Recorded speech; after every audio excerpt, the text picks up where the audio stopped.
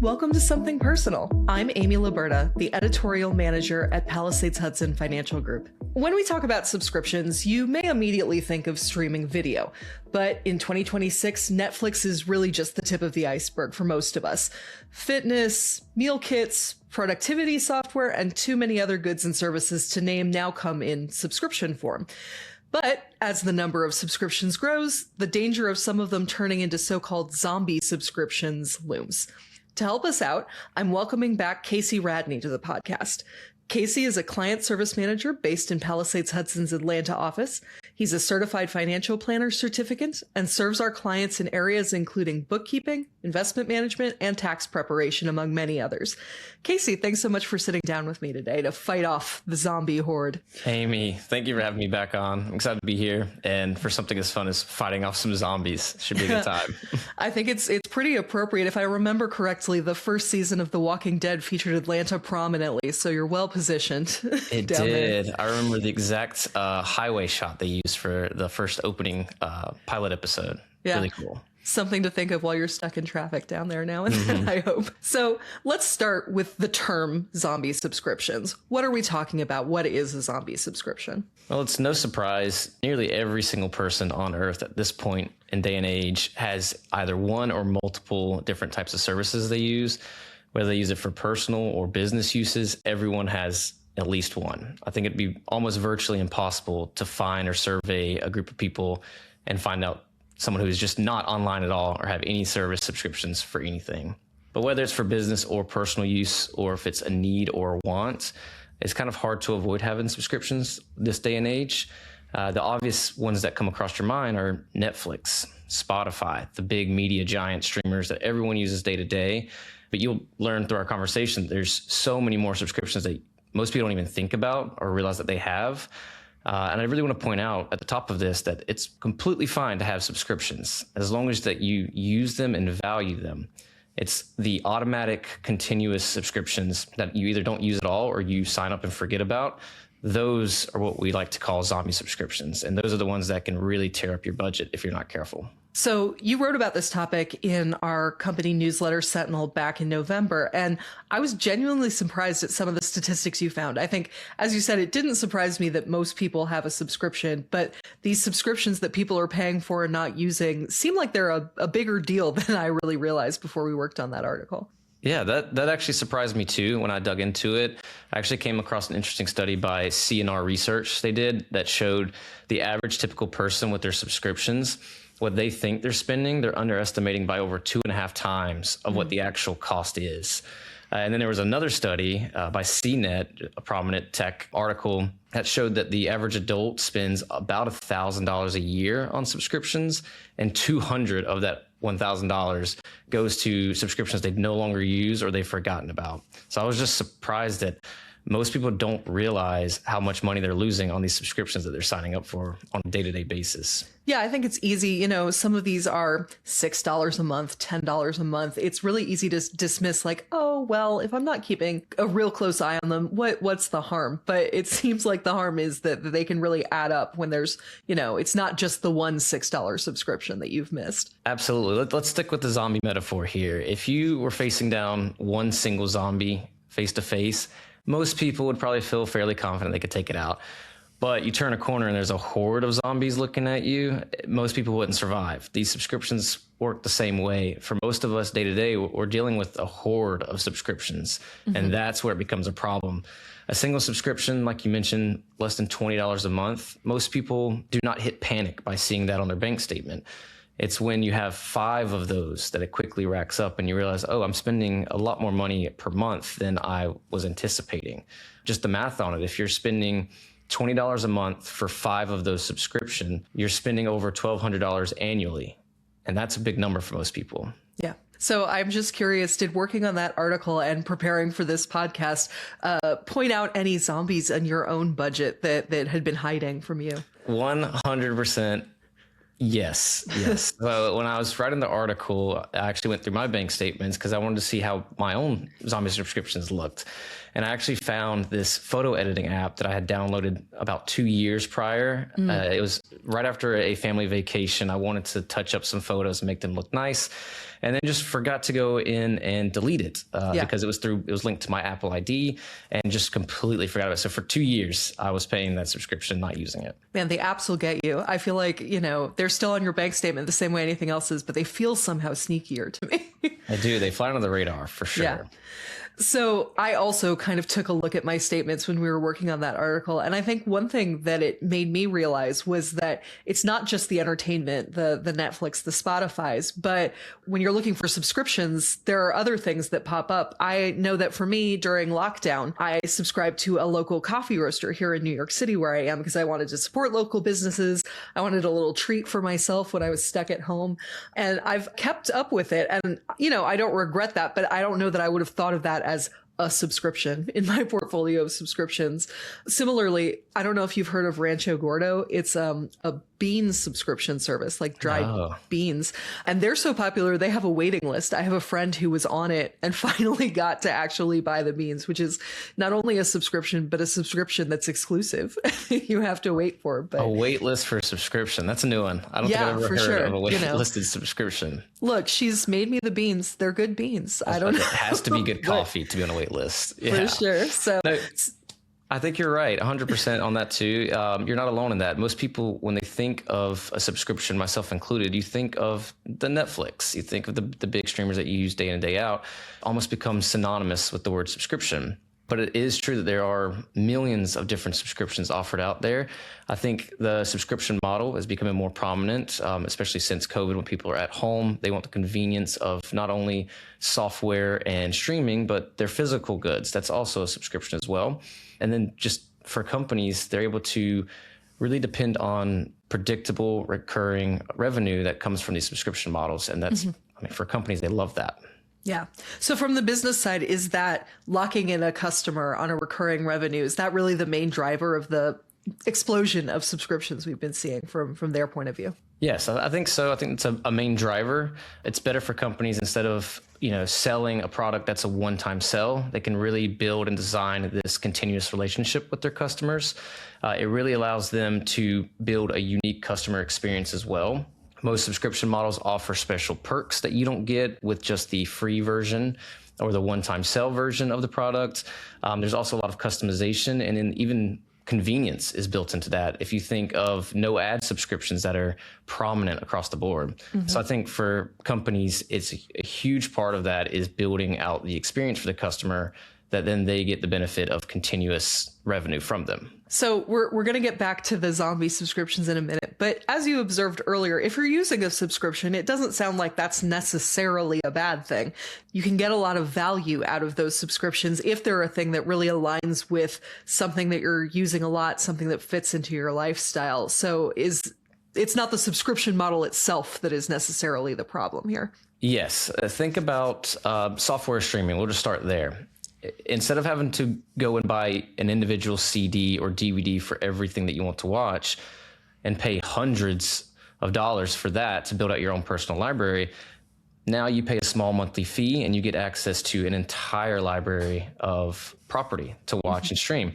Usually, a lot of it's new content too that you would have to spend hundreds of dollars going to the movie theaters. So for that, subscription models, there's value in that as well. And even when we talk about physical goods, as I mentioned before, think about Amazon, Amazon Prime. When you would have to go to brick and mortar stores, you're now paying for the convenience of it being delivered directly to your doorstep. I mean, we're able to get millions of products each day delivered right to our doorstep because of this subscription model. So the big question I think you need to ask yourself about valuing certain subscription is, what value are you really getting for yourself for paying this fee for a subscription? That's the big question to ask. What makes it so easy to lose track of these subscriptions? I certainly agree that it is. I think they can fly under the radar, whether they're apps or software or physical goods. Human behavior. That's the best answer I can give. Human behavior is the main reason we tend to lose track of our subscriptions. Just like your coffee, right? Your coffee you love every day. Most people spend a couple dollars on a cup of coffee a day, but they don't track it most of the time. Most subscriptions are like that. A $9.99 subscription here or a $15 subscription there. That is usually small enough to fly under the radar and not cause panic if you see it come down on your credit card. And then automatic payments on top of that, where you just set it and forget it and you get the luxury of enjoying the subscription each month. That makes it really easy to forget about them and have them grow unseen. It's out of sight, out of mind. You don't think about it. Yeah. I've been looking for a set it and forget it thing for ages on this podcast. And now that we found one, it's kind of evil, actually. You completely forget about things that you just out of sight. If you don't look at it, it's not there. It doesn't exist. So while we're sort of on that topic, let's talk about free trials for a minute. Sure. I'm a big believer in, if I sign up for something, I write a big all capitals cancel on my calendar in big letters, because that's really the only way I've found that I consistently remember to do it. And I imagine that it's not a coincidence from the business side that it takes something like that to get your attention and makes it so easy to lose track of something that was initially free. Yeah, you're ahead of the game for most people on that, myself included. Yeah. It's not a coincidence. Free trials are actually a psychological tool that most companies use, and they're designed to get your service transitioned to them daily. The big push behind it is they want their product or their service to be ingrained into your daily life, and that free trial is to kind of get you hooked onto that. Yeah. Most companies tend to make that sign-up process for the free trial super simple. A few clicks and you're in. But then they make the cancellation process really difficult on purpose so that you just decide, I'll just keep it. Why not? It's too much trouble to go in and cancel it. However, companies are generally required by state law to alert you prior to that free trial expiring or automatically converting over to a paid subscription. So you should, even if you do forget to put cancel in bold letters, you should get an alert. So make sure you're keeping an eye out for those. What you do is absolutely a good practice is to set calendar reminders a couple of days before, maybe a week before that free trial is set to expire. So you know you can go in and make sure you're not being converted to an automatic subscription. Yeah, the bold cancel strategy is definitely one that was born out of forgetting one or two and paying for more than I meant to in the past. So it was not sprung out of the ground fully formed. Yeah, absolutely. If it's in your face and not out of sight, it's much easier to keep track of and follow. For sure. So I also noticed when I was doing that audit of my own subscriptions after we wrote the article that I have a few annual subscriptions kicking around in there, generally for me because they're a little bit cheaper. But other than cost, what are some pros and cons of the longer term subscriptions that aren't month to month? Sure. So the biggest benefit of the annual versus monthly subscription is most times going to be the cost. They're typically offered at a discount compared to paying by month, just because they want to lock you in for that longer annual amount. For business owners, this can be really, really beneficial compared to just individual use. Typical professional memberships and subscriptions and software license can be hundreds, if not thousands of dollars per year. For businesses, these subscriptions can get very costly to their bottom line. However, there's an additional downside of those annual subscriptions is that for businesses, they can be even easier to forget about because you're setting them up for automatic payments and you're charged one time a year versus monthly, where again, it's much more visible for you to see. You may forget that your renewal date is fast approaching. And for business owners, if you forget the dates coming up and it's a very large cost to your budget for your business, that can be a very dangerous pitfall for them. Yeah, I know that a lot of businesses, reputable businesses, do send you a reminder before that annual subscription comes up. But even then, they can sometimes come as such a surprise where you're like, oh, is it that time already? So I imagine it's even worse when you're running a business and have all these other things to keep track of. Yeah, it's the big thing for businesses too is if you're not tracking and categorizing your subscriptions properly, you're losing out on the tax deductions that you can take for these subscription services because they are part of your business expense for operating what you do day to day. So if you forget about it, not only are you taking the hit on the cost, but then you're also potentially losing tax savings as well. So that's another dangerous pitfall. So a few weeks before we're recording this, I saw some news coverage about pushback from a group of customers on manufacturers trying to bundle subscriptions into physical objects. back in 2022, BMW got a lot of flack because they started trying to charge a monthly subscription for the seat warmers in their cars. I think they ended up backtracking on that after there was enough outcry. But, things like printers, things like smart fridges, things like garage door openers, all of these are things that those of us old enough to remember a pre-internet era are like, why is the internet in that at all? And now they're going from built in all the time to a subscription model. So I was just curious if you've heard about any trends in this area or anything that buyers on the consumer end should keep in mind when they're buying these smart devices. Yes, I'm glad you mentioned the printers, because there were a set of printers a few years ago where if you didn't subscribe and use that specific company's ink, they would essentially turn off your printer. It would essentially be a massive paperweight sitting there until you purchase their printer ink to use. So I've seen a lot of that across the board with physical, typically appliances that companies want to build in a subscription model or add on something that requires you. Again, they want to build that continuous relationship and ingrain their product into your daily life to where you need them. And that makes it very difficult to separate. However, not everything needs a subscription. Not everything should require you to use the touchscreen on your refrigerator to order your groceries through your refrigerator. So I do think there is a kind of an overextension of the subscription model, but we are seeing that a lot. Physical items that, again, like you mentioned, in the past, they were simple, are now being almost over-engineered with technology and subscriptions. So yeah, you got to keep an eye out for those as well, because they'll sneak under your radar if you're not careful. So I think we've covered a lot of the types of subscriptions out there. So let's talk about zombie prevention tips. It sounds like the first task is to just track these things down, because there are so many of them and so many of them can fly under the radar. So what's the best way to identify the subscriptions you currently have active? So a personal audit is going to be the best place to start. First thing is to pull all of your account statements. This includes your credit cards, your bank account statements. Oftentimes it could be Venmo or Cash App. Make sure you're looking at all corners of your budget and where your money is going. And once you have those pulled, I would say typically go back at least a full year. So you're making sure you're catching any of those annual subscriptions we were talking about, and they don't catch you unaware. But I would start there by pulling your bank account statements, looking through, categorizing them, earmarking the subscriptions. Because again, if you don't see it, you don't know about it. Yeah. In an earlier episode about sort of more general budgeting, which I'll link in our show notes, I talked with our colleague Rebecca Pavesi about the way that budgeting can look different for everyone. Obviously, people have different incomes, different expenditures, but people also have different temperaments. I know some people like to automate as much as they practically can. Some of us are weirdos who like our spreadsheets and the granular control that those offer. Not tipping my hand too far on which one I am right there. But is it fair to say that when it comes to tracking your subscriptions, the same principle applies, that temperament can play in as much as actual facts? Well, first I'll say I also love a good spreadsheet. So I think I'm right there with you on that, Amy. But I agree with Rebecca. It's like with most things in life, there's no one size fits all for everyone. The methods vary. It really does depend on who you are, what your situation is, what works best for you. Yeah. For example, let's say you, Amy, let's say you run a business that requires the full Microsoft Office suite of products.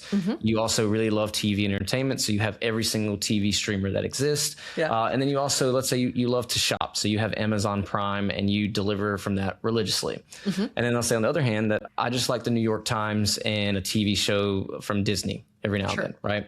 So our needs are very, very different for tracking subscriptions. You have a lot more to track. You have a business that you may be running.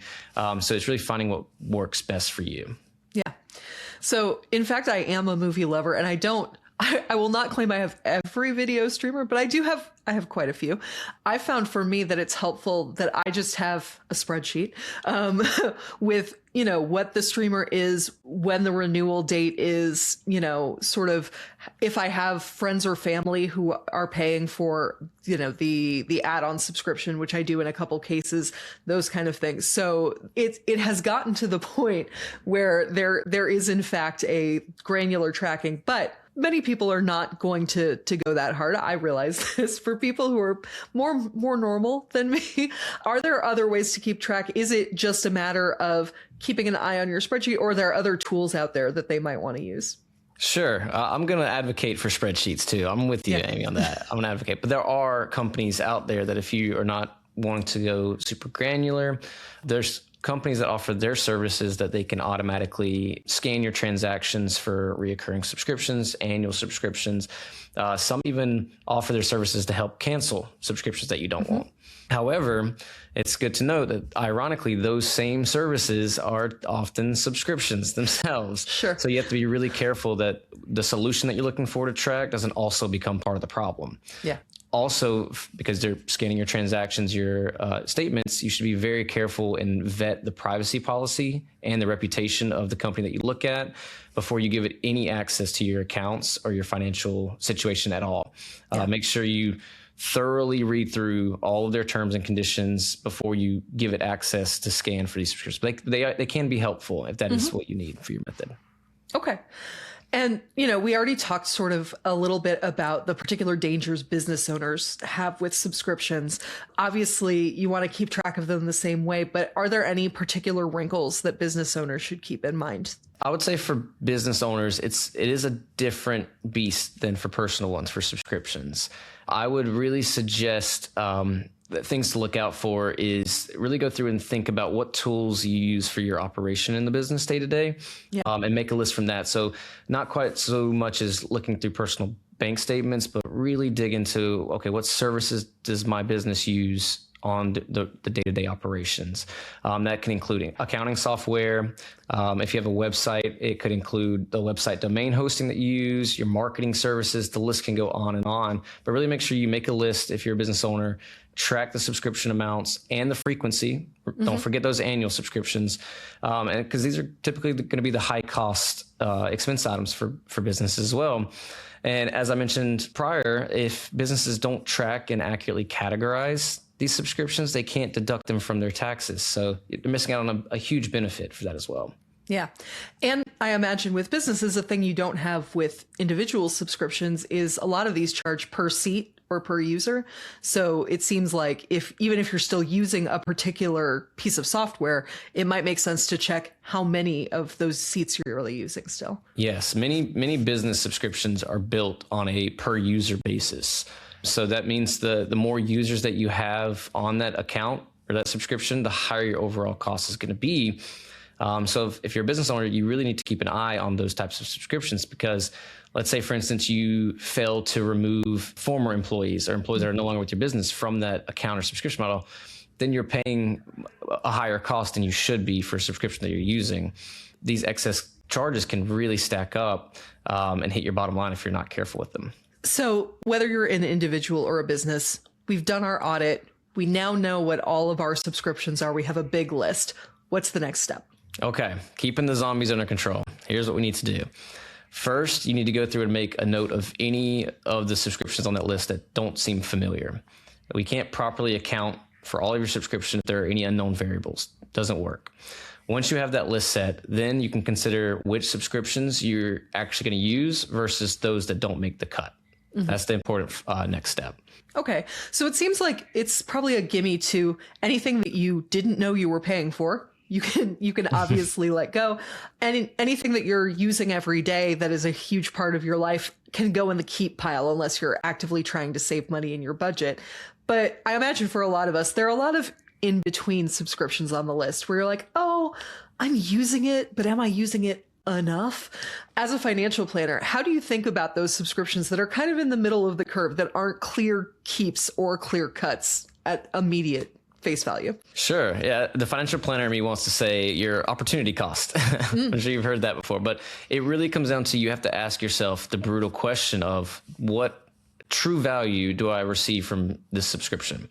I ask you these questions. Did I use it in the last month? Did I use it in the last 2 months? How often am I getting value from this? Or how often am I getting a package delivered? Yeah. If the answer to any of those questions, and your brutally honest questions to yourself, is no, it's usually a good sign that you're not using it enough and it's time to get rid of it. If it falls really into the middle ground and I kind of want to keep it, I may use it, make it make sense in your budget. If it doesn't fit into your budget and it doesn't fit into that line item and you have to remove something for it, or you have to make accommodations elsewhere just for that one subscription, it's also a good sign that you probably don't need it. Yeah. I know with entertainment subscriptions, video subscriptions specifically, I often have a service where there's one show that I want to keep up with, but it's not airing new episodes all the time. So I'm a pick it up when the show comes, watch it, and then drop it person. Is that common? Is that a thing a lot of people do with these, sort of one-off, a month here, a month there approaches? I do this same method, this strategy, actually. There's so many different TV streamers today. It's impossible to keep up. It's actually impossible. I do think this is really common. It's more common nowadays than anything, just with the increase of different TV options out there. I think there's over 50 now, I think, that's the big ones. This method, though, does require some discipline and some additional legwork than simply subscribing and keeping it. Yeah. But you actually have to routinely unsubscribe from one subscription and then go in and resubscribe to the different one. Yeah. And so when you do that, we've talked a little bit about this, but the cancellation processes can be very difficult. Mm-hmm. So if you end up getting tired or exhausted or annoyed of the switching, you may decide to ditch the strategy altogether and end up with multiple subscriptions that you don't use completely either way. So talk about being back at square one. You're just back with multiple subscriptions. So it really takes a discipline and the legwork to go in and make the switch routinely. Yeah. It also takes a willingness to tell all of your friends, I will watch Pluribus eventually. I'll get there. Yes, I've heard it's incredible. Not a plug, but I've heard it's incredible. Yeah. Well, maybe we'll both get there eventually when we rotate back. So we've got our list. We've got the keeps. We've got the get rid ofs for now or get rid ofs forever. And that, as you said, there's maybe a pile of work in front of us. So what's the next step once we've identified either the zombies or potential zombies that we want to take out? Sure. Yeah. It does no good if you make the list and you find all these zombie subscriptions and you decide they give you value or they don't, and then do nothing. Yeah. Right. That's basically the same as keeping all of them. For subscriptions that you decided that you really value and you want to keep, that's great. Just make sure you incorporate them into your personal budgeting system, whether that's a spreadsheet or an app. However you need to do it, make sure you incorporate those so that you can continue to track them going forward and they don't become zombies again. If you don't, you run the risk of the effect of the zombie subscriptions snowballing if you don't incorporate them back into your budget, because you may think you have more in your budget for additional subscriptions. So really make sure that you're going through and incorporating those. For those that you want to get rid of completely, the answer is simple. Got to get started with canceling them. I know this can be exhausting and take a lot of work, but a lot of them are available to cancel online. However, others may require you to make a few phone calls or go a few extra steps, but it is important. Get rid of them. Yeah, I think gyms are pretty notorious. I definitely have had the experience of, I had a gym I had to, I think, once send a piece of certified mail to cancel my subscription for, which I can tell you signing up did not require sending a piece of certified mail. So I think a lot of people have had similar experiences. Now, not every business is as bad as a gym, but typically what kind of friction, we've talked a couple times about how hard some businesses make it to cancel. What kind of stumbling blocks do they often put in people's way? Yeah, it's unfortunate. There are companies that make it extremely difficult to cancel. It shouldn't be the case. They design it to keep you hooked on that subscription or their service, even if you don't use it, because they're still getting that revenue at the end of the day. I will say at the top that the best method to look for these cancellations is look for a direct cancellation web page, or even just going direct to the source and calling the company. I know most people don't like to get on the phone and deal with the representative or maybe the bot that you have to, but oftentimes finding a human representative can be the quickest route to canceling. But there are many tools that companies use day to day to keep your subscription. For examples, a lot of companies will send you through what's called a digital maze, where the cancel subscription link is buried deep into multiple web pages, or it's hidden in the account settings. And you really have to navigate all these different pages and links and clicks to get to the page where you can finally cancel. And then it's going to ask you 3 more times to click a button before it actually gets you. Other companies will just guilt trip you. They'll make you feel bad for canceling. It'll say it on their button. Are you sure? You're missing out on all of the beautiful perks that our company offers. Yeah. And then other companies will require you to engage with a chat bot or go through a voice recording to cancel, which is, most people have experienced these. They're extremely frustrating to get through to make a cancellation when you have to go through 4 screens or 4 sets of robot instructions. a lot of this is designed to frustrate you enough that you decide it's not worth all this work and exhaustion. I'll just keep the subscription. I think the biggest culprits is there's companies that will treat their products like subscriptions when they shouldn't be. These are ones that customers are used to paying for once. It's logical that most companies that deal with programs or software, that those become subscription models. But now we're seeing manufacturers for items like cars, appliances, garage doors, as you mentioned earlier. There's some out there that are subscription based. Those are getting into the game too. If you think going onto a web page and clicking cancel is difficult enough, try canceling a subscription for a physical item that you have. Sure. Yeah.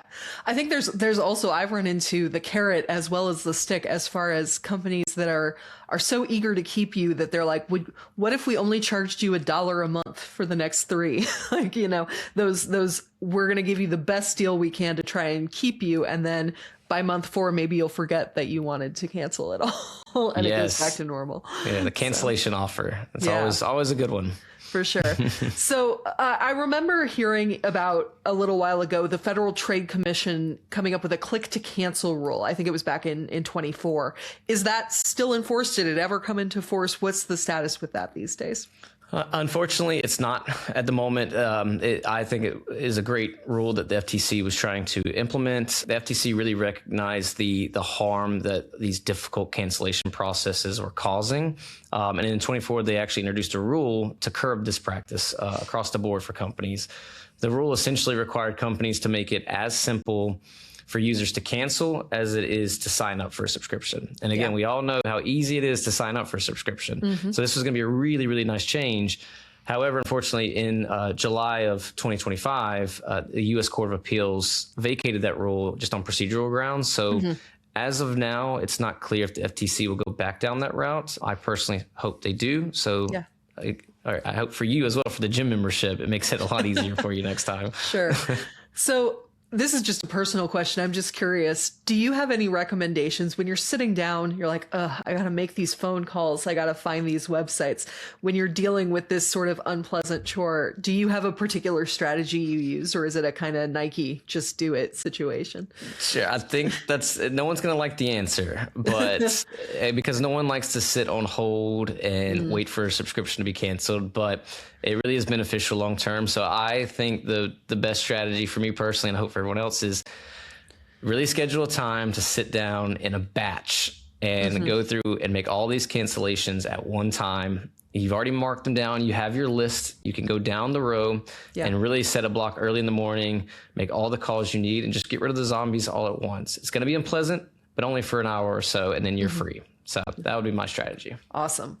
So may take a while, but say we've done it. I've made all the calls. I've sent all the mail if I have to, and I've cleaned up my zombie subscriptions. Am I done? Am I free? That's the thing about zombies. If you're not careful, they come back. So really make sure that you're continuing to track your subscriptions, review them on a frequency that's comfortable for you, because those forgot ones, you may sign up for more in the future. So really make sure you're incorporating it into your budget and track them. Yeah.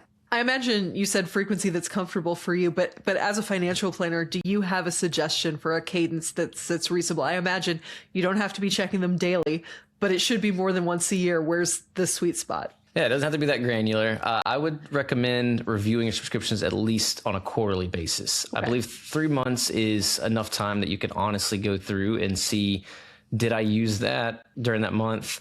Did I really truly value that service? How often did I use it? I think 3 months is a nice sweet spot for that. It's also enough time for you to go back through and review and understand which ones that you need to be canceling for the next quarter. So you can go through and make your mini list each quarter so you know what work you need to do in the following quarter. And then let's talk about annual renewals as well. I think a quarterly frequency is enough time to help you catch those and give you enough time to plan ahead for your annual renewals. So new subscription services are certainly going to cross your path. You're not only stuck with the ones you've decided to keep or get rid of in this first exercise. We talked a bit earlier about the dangers of free trials, but what if you're signing up for a free trial because you're actually trying to decide whether you want to keep it? You are not going in with the intention of never paying for it. How do you go about evaluating a new potential subscription to add to your portfolio? Yeah, I want to very harp on, like, subscriptions are not bad. They're not bad as long as you're valuing and actually using them. It's the ones that you don't use and sign up for one time and forget about. Those are the ones we need to keep an eye out for. But I would really first consider the personal value you're getting for adding that new subscription, because you're adding that cost to your life too. Is it a want or is it a need? That's something you need to ask yourself. And then also, what is the trade-off for adding this new subscription? You can consider how it fits into your budget. And let's say you may have a specific amount that you're allowing yourself for subscriptions on a month to month. And if you add a new one, that goes into that line item. So essentially you could build yourself a one in, one out type of system where you have your set budgeted amount for subscriptions. Does this new one fit in? Okay, what subscription do I need to remove for this new one to fit in? And that'll help you just automatically eliminate your choice. If you don't think that the new subscription that you're bringing in is worth removing an existing subscription, that may make your decision for you. So it is really about evaluating what your trade-off value is for that new subscription. That makes sense. I think, especially with entertainment, it feels like bundle options have become more and more prominent recently. As we're recording this, the Apple TV and Peacock bundle is a fairly new entrant to the scene, but certainly not the only one out there. Are bundles a thing that are useful, or are they a way to encourage you to overspend, or can they be both things? So I think the answer is definitely both. If you're already paying for and using the individual pieces of the bundle, then it can make sense financially to subscribe to the bundle itself and save on the individual pieces. This option also comes with the additional benefit of now you're tracking one subscription versus many individual different subscriptions at a time. However, on the other hand of that answer, if you're only interested in one of those truly, if you only like Apple TV and you really don't care about Peacock, then that bundle would end up just costing you more in the long term. And I would just ultimately stick with the individual subscription. Sure. And then you end up with the awkward, Peacock carries the Olympics coming up. You're like, oh, I'll go ahead and subscribe to the bundle. But after that time, if you're not using it anymore, you're like, okay, not only do I have to unsubscribe from Peacock, but I have to unbundle them if I want to keep Apple TV, and it's an extra chore you've added to your list. Absolutely. You're just building more legwork for yourself. For sure. All right. So we talked earlier about switching services for a shorter period of time. If you're sort of doing this one in, one out, or, you're handling your budget this way, what are some signs that you're a good candidate for that kind of approach, or conversely, that maybe it's not the best strategy for you? I do think that's more of a self-reflection exercise for that. It's, again, based on the type of person you are, what you enjoy, the type of ways that you like to track things.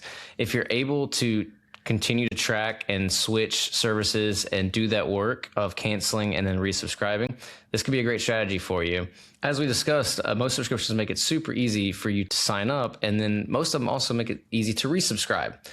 So that, at least that part of the process is simple. But again, canceling and turning a subscription off can increase the amount of work that you have to do. If the cancellation process requires you to jump through a bunch of hoops, I think you could easily become frustrated with the switching process and then just revert back to keeping all the individual services. So if you're a person that leans more towards that temperament of you're going to get exhausted by the process, I wouldn't recommend doing that. Yeah. So when this episode airs, we'll be a couple months past the holidays, and I imagine some people might get subscriptions as holiday gifts.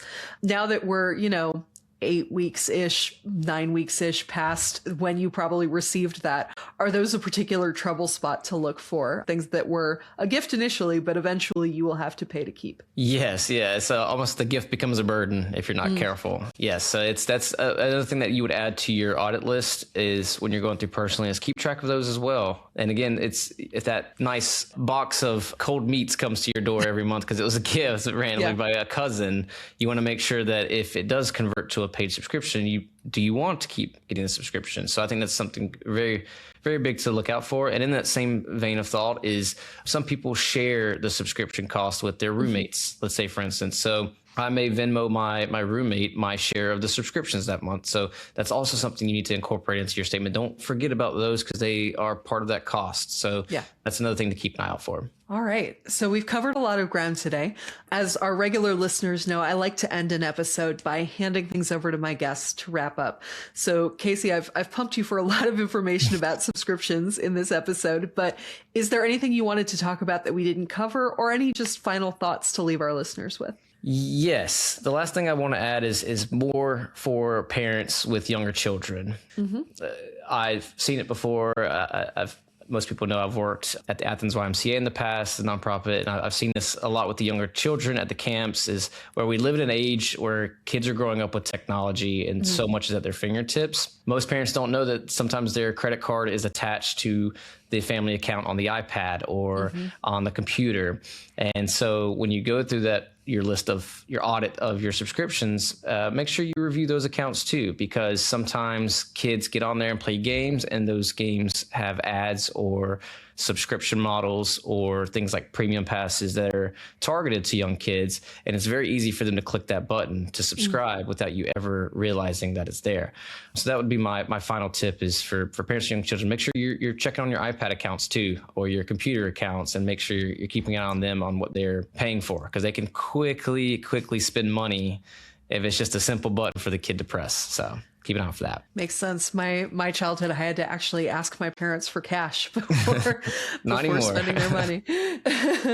All right. Well, Kasey, thank you so much for sitting down with me today. I hope this was a useful topic for a lot of our listeners. I think it was certainly eye-opening for me, and I hope our listeners feel a little more empowered to keep on top of their subscriptions after this conversation. Thank you for having me, Amy.